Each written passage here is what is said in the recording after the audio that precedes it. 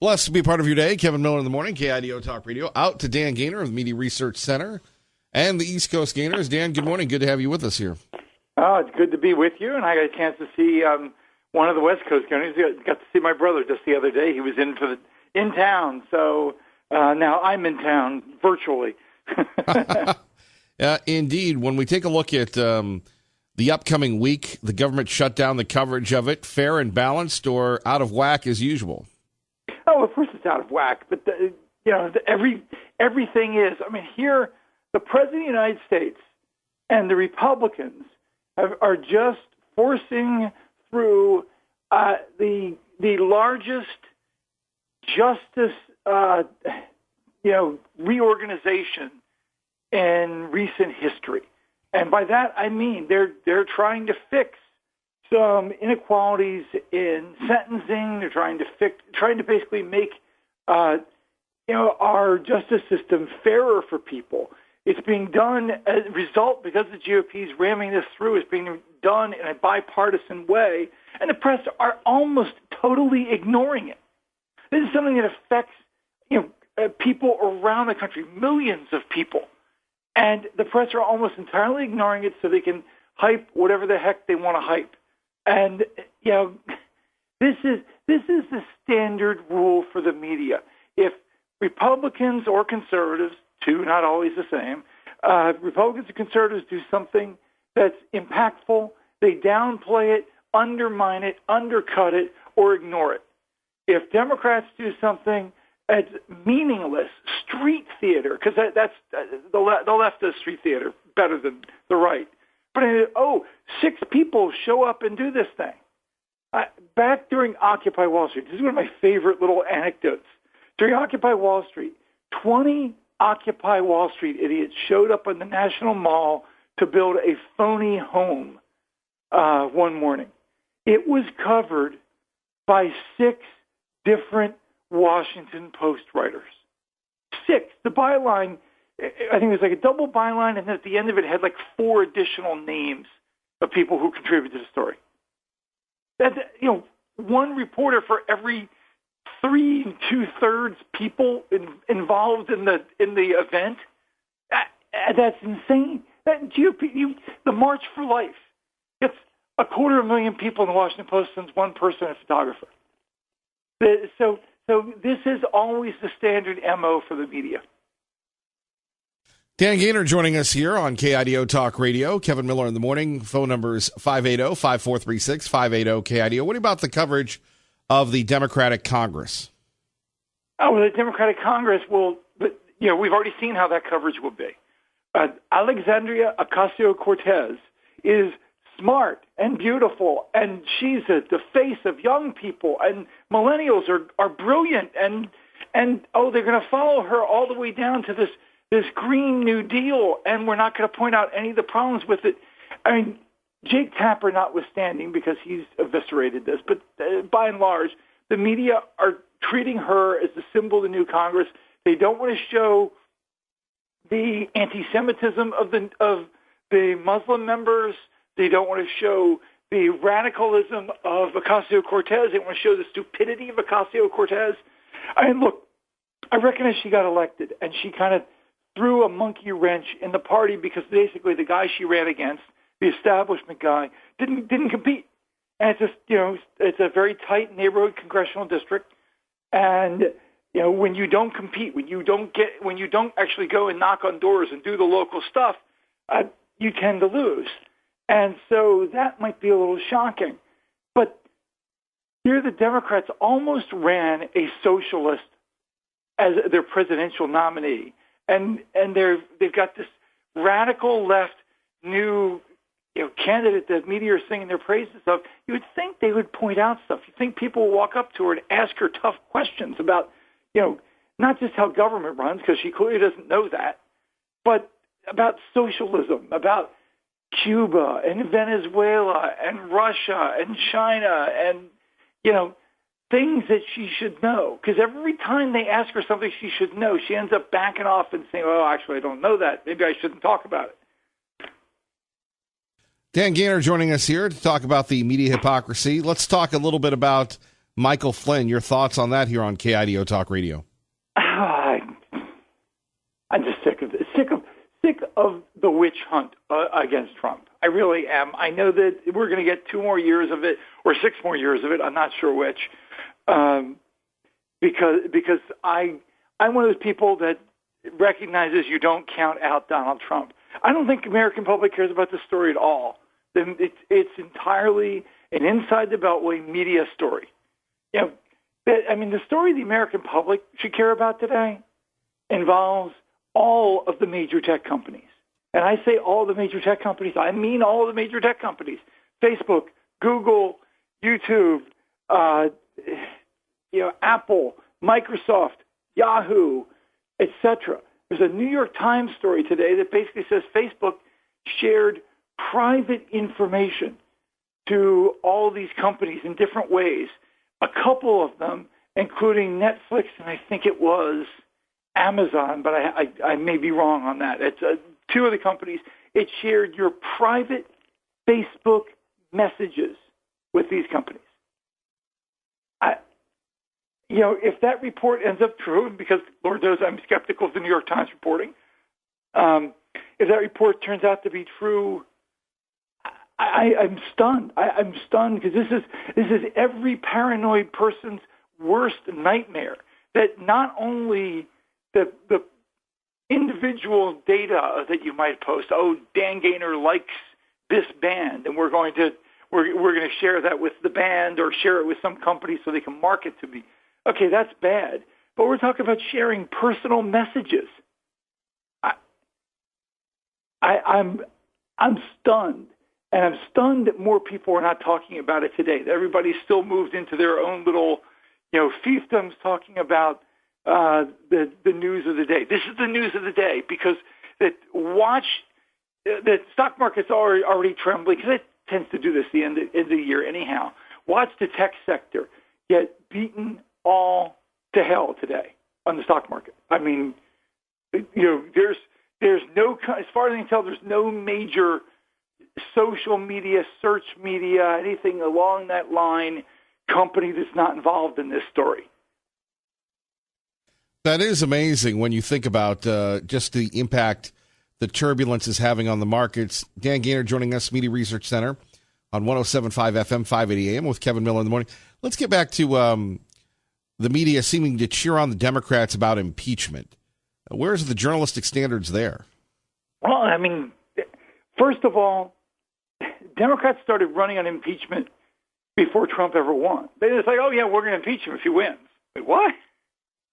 So then when he won, then they started talking impeachment. Then this past election, you had billionaire Tom Steyer. Tom Steyer is one of those, scummy people that, kind of crawls through sewers, and that, he's the climate change guy who made his money on coal. Think about that for a second, because the climate change weenies are so anti-coal. But anyhow, he ran a separate from the Democrats campaign, spent $120 million having organized effort in every congressional district in the country, running on impeachment platform so he can impeach Donald Trump so he can run for office in 2020. It is the most craven political gambit I've ever seen. And so, of course, the press reported none of it. They didn't connect him to the impeachment effort all during the campaign. And now that of course the wackos have won, you can look for him demanding his pound of flesh, and nobody wants to talk about that.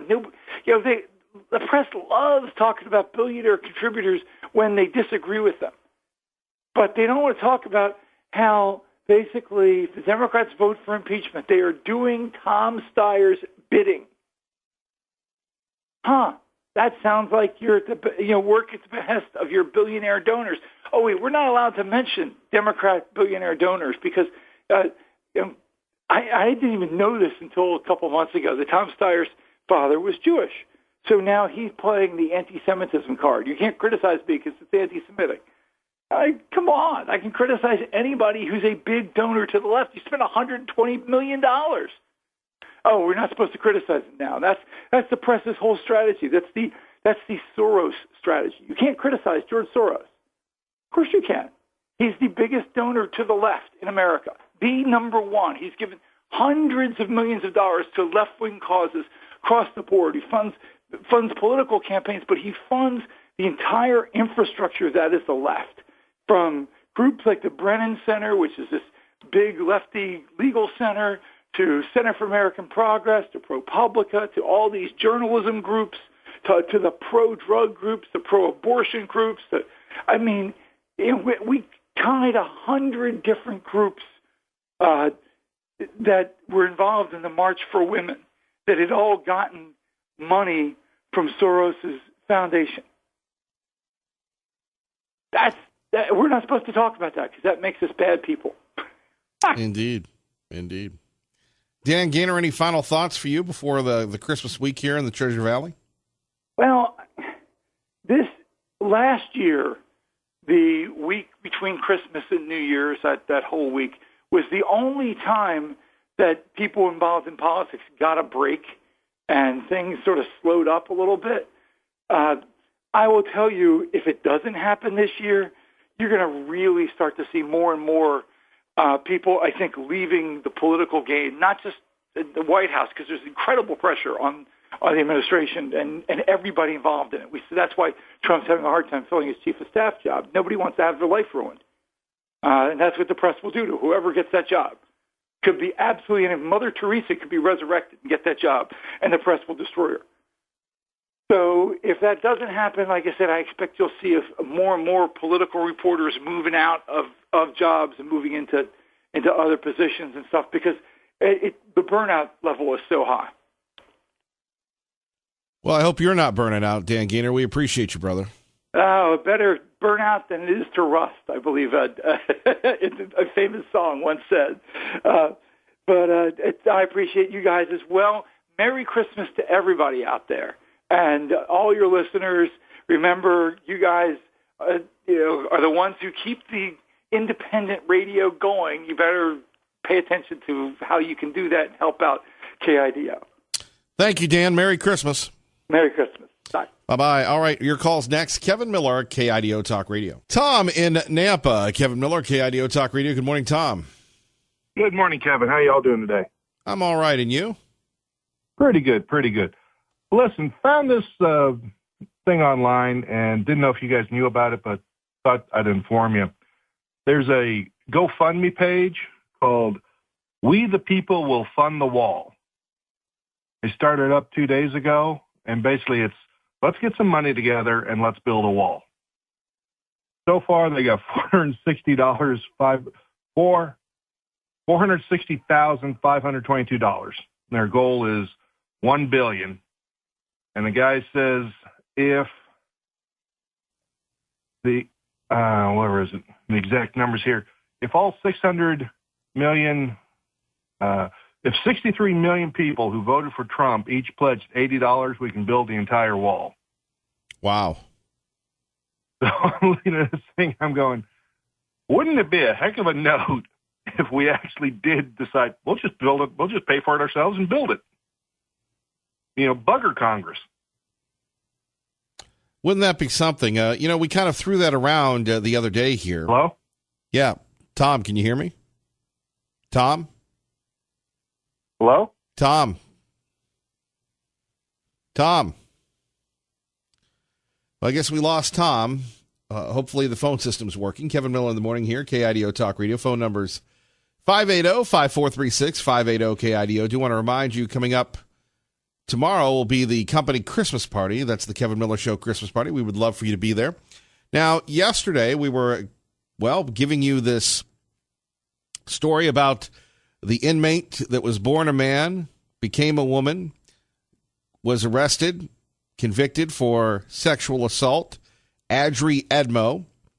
Now, it looks like you have people wanting the state to appeal this decision. And by the way, the story is on KIDOTalkRadio.com right now, where you have a transgender inmate who got legal representation from somebody representing the Lesbian Alliance, something like that, and they sued the state. Judge Windmill in the Idaho District Court has said the state has to do it because it's cruel and unusual punishment not to allow this individual to, in fact, get their surgery. It's cruel and unusual punishment. Gender dysphoria is what it's called, this disease, this mental illness. So now you have people saying to the state of Idaho, are they going to appeal the decision? We're going to see about that. We have the latest on that coming up. Before that, let's go to Bob in Meridian with Kevin Miller on KIDO Talk Radio. Good morning, Bob. Hey, good morning, Kevin. Your last caller, about 63 million people, $80 each. I'd be in on that. Well, it sounds like a great idea. What does it say that the federal government won't do what the people want? Well, of course, we're going to have to figure that out. But if they, we need somebody to figure that out. But, like I said, let's bugger the politicians, all the people, and just say, hey, we the people will build this wall. And I'm sure President Trump could figure out how to put some type of organization together where it would be used to fund the wall. All right, Bob, we'll throw that out to everyone and see if it's just you and Tom, or are there others? Yeah. Okay, Kevin, have a great day. Thank you, Bob. And by the way, 580-5436, 580-KIDO. If you want to support and build the wall, if you want to pledge $80 to the GoFundMe page, we would love to hear from you. And I'm Kevin Miller in the morning here. Phone number, by the way, thank you, Larry. You're not Dave. There's only one Dave.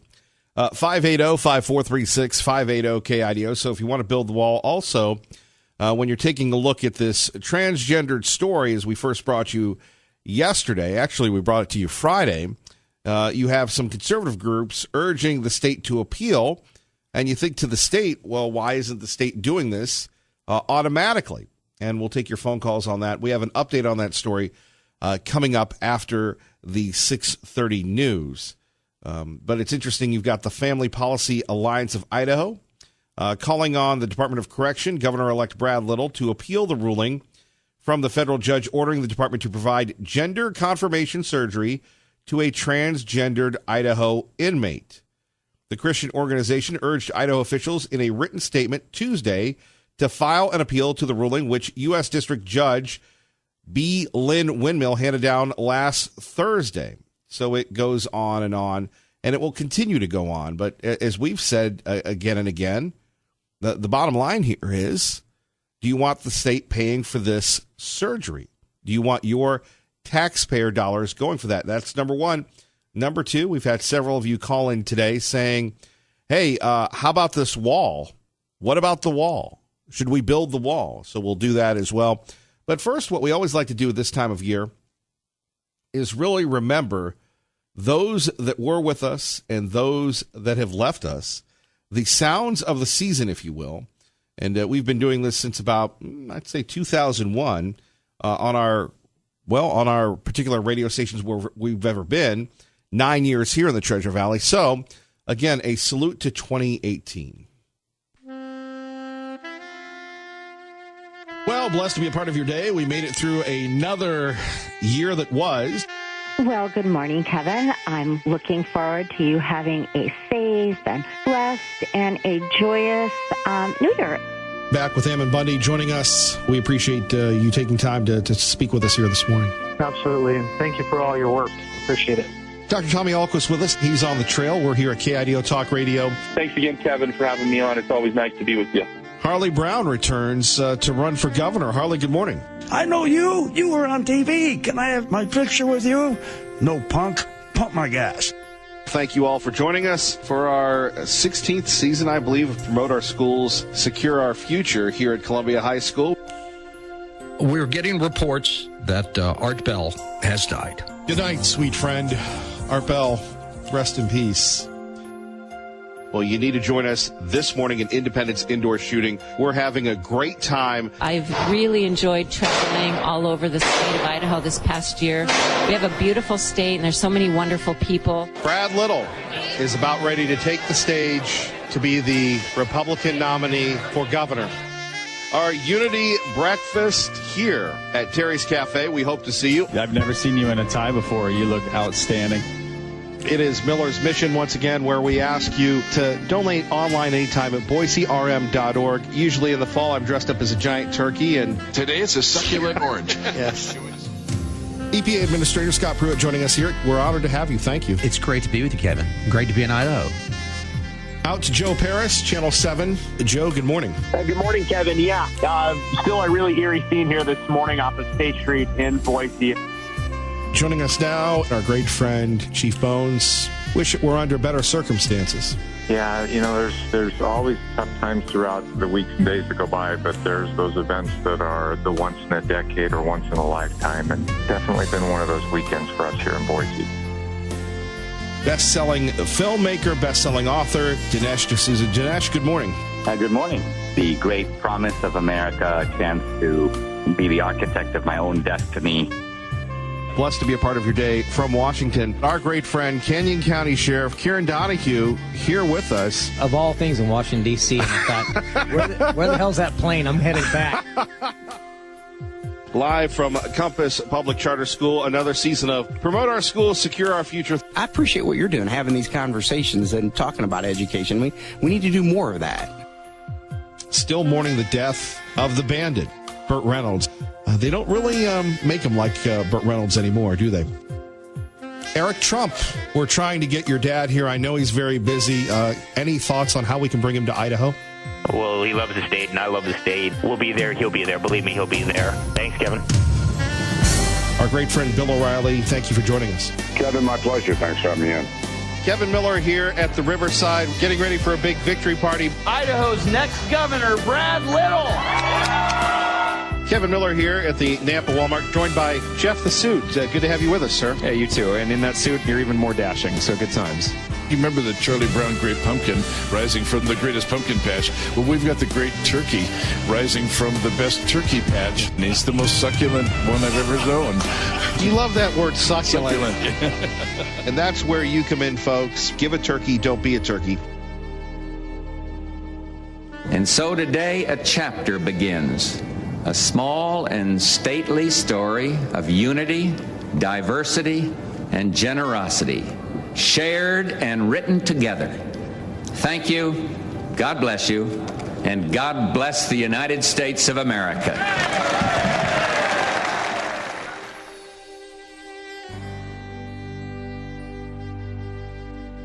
And what a year it was. 107.5 FM, 580 AM. Kevin Miller in the morning. And rolling right along, Kevin Miller in the morning, KIDO Talk Radio.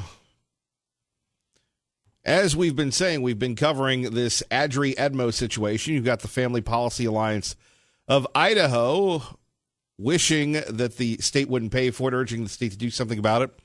Will the state of Idaho do something about it? Well, now from KIFI and KIDK in Idaho Falls, we have a story of the victim of the transgender inmate speaking out. Let's take a listen here on 107.5 FM, 580 AM, KIDO Talk Radio.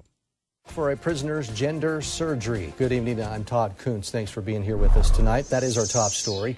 Taxpayers are fighting back after a judge ruled the state of Idaho must pay for a transgender prisoner's gender change surgery. KIDK Eyewitness News 3 reporter Katie Kelleher spoke with a victim of the inmate who says this ruling is unjust. Brady Summers dated Mason Edmo, now Adri Edmo, for 2 years. It was his first relationship since coming out. It did not end well. He would beat me on a constant basis. I had to keep my head low. I had to be careful what I said, careful what I did. And the final straw of me escaping that was him beating me with a frying pan. Edmo went to jail, but tried to reconcile with Summers when he got out. It also did not end well. Not long after that, Edmo was in prison for sexual abuse of a child under the age of 16. It was then that Edmo began to get treatment for gender dysphoria, or conflict over feeling like he, Mason, should be a female. Edmo was also diagnosed with gender identity disorder and now identifies as a female and goes by the name Adri. She says that she was living as a female before she went to prison. Summers says Edmo never showed signs of either of these conditions, but was always a masculine gay man. Never once indicated anything of gender dysphoria or sexual indifference. He was a predator. He, on several occasions, had his way with me. It was brutal. Edmo is currently in a men's prison. She sued the Idaho Department of Correction to be able to request treatment, including gender reassignment surgery, and live as a woman while in prison. The lawsuit says the IDOC denied her that treatment, which led to self-harm. U.S. District Court Judge Belin Windmill sided with Edmo, saying the IDOC and its health services contractor must provide the surgery. This decision angered many taxpayers, including David Jones, who created a petition against the decision. It's not right that we as taxpayers have to be involved with this, and he never once thought about his victims, our emotional sanity, because the only thing the state did for me was put me in Blackfoot South. Summers says Edmo is winning his fight against the law and the system, which he believes is not okay. He's getting a surgery, an elective surgery that people have been waiting for all their life to have, and it's a mockery. It's unjust. In Idaho Falls, I'm Katie Kelleher. All right, Katie, thank you very much. So we have a victim of the transgendered inmate. We have the Family Policy Alliance of Idaho.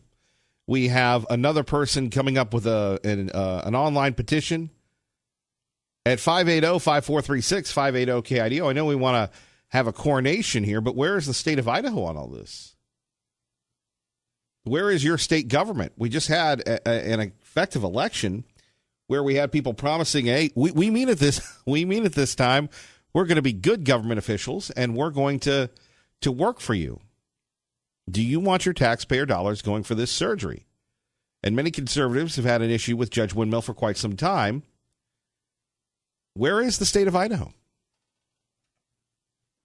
We go to Mountain Home and talk to Choice with Kevin Miller on KIDO Talk Radio. Good morning, Choice. Morning, Kevin. One of the things I think there's been several people point out the fact that at this point, where will we stop at? Where's the end game at? Because multiple patients being at the prison that would want the same surgery, people who have that maybe live in Boise or around Idaho that might commit a crime to go to prison in order to have the same surgery paid for. All those topics have been brought up, but I don't think that is the root Pandora's box, if you will, to what could happen or what the precedent is being set here. I know several times on your show you've talked about the narcotic crisis that has been sweeping the nation. So let's apply the logic that the judge has applied in this case, which is the courts are saying we find that this is medically necessary surgery against that of the medical field, saying that it's not medically indicated to do this surgery. And the court saying, I don't really care. I say you need to do it. Well, let's apply that to you and me. You and me go down to the doc in the box, and we go in and we tell them we want our narcotics. And they say, well, I don't find anything medically indicating that I need to give you narcotics. And we say, well, if you don't give them to us, we're going to kill ourselves. And I'm going to turn you over to the judge in California and tell him to make you give me the narcotics. And that's basically the court setting the precedent that they determine the care for the patients, not the medical practitioners. Well, agreed. But where's the state of Idaho on all this? I want to know where are the attorneys on this? Who are the attorneys representing Idaho that have no common sense? They can't argue this point before the courts to say, hey, who's going to hold the liability here? Is the judge going to be liable for his ruling if a patient that has the surgery, if they end up not being happy with the surgery and end up killing themselves anyway because of the surgery or after the surgery? Is the judge going to be liable for that, or is the state going to be liable? If the person wants to reverse the surgery afterwards because it wasn't what they thought it was going to be, who's going to be liable for that? The judge or the state and the taxpayers? Choice, you've hit it out of the park today. Thank you. Yep. You have a good day, Kevin. All right. Our good friend Choice joining us from Mountain Home. Phone numbers 580-5436, 580-KIDO, Kevin Miller in the morning. So back to this Adrian Edmo thing. Now we learn that Edmo, when he identified as a man, a masculine gay man, beat up his boyfriend. And you've had pretty much the media in this case giving this convicted sex offender the benefit of the doubt. But really, when it comes down to it, we talk about compassion, and certainly there is a lot of issues that need to be examined in the Idaho Correctional Institute, in the Idaho Department of Corrections. That continues to be a challenge. But at 580-5436, 580-KIDO, as we write about in this story on our website, here's the other issue. The other issue, indeed, is that we have over 30 inmates that are claiming they have the same gender dysphoria issue. Now, if you read some of the stories, and we're a family-friendly publication, so we didn't talk about what Mr. Edmo did to himself because he's not happy with how he was born. My own personal opinion is that you are what God has given you, you shouldn't mess with. As far as gender reclassification, that's my own personal opinion. Other people, because of, you can say, 8 years of Obama, have become more progressive to it. It has become more mainstream, even though it is a semi-small percentage of the population. We have a prison in Canyon County, a jail, that we can't even put people in because there's not enough money. I think in the future we'll have a talk with Tommy Ahlquist about this, who ran for governor, who's run successful businesses, and find out what the deal is. I mean, managing budgets, the state of Idaho, and not to be, because no one wants to wake up to that. The state of Idaho, let me put my smile on my face. The state of Idaho has $65 million shortfall. And now how does that happen? And yet we can buy the HP plant, all this revenue's coming in. We still need to look at funding our prisons. We still need to look at the jails in Ada and Canyon County, the schools and everything else. So, where's the money going? And are we going to spend thousands or hundreds and thousands of dollars to give one person gender reassignment surgery? And if you do it for one person, the second person in the entire country to be given that, was it Chelsea Manning the first? Now you've got 30 inmates in the Idaho penal system that would want the same thing. Let's go to Jan in Nampa with Kevin Miller on KIDO Talk Radio. Good morning, Jan. Good morning, Kevin. Hi.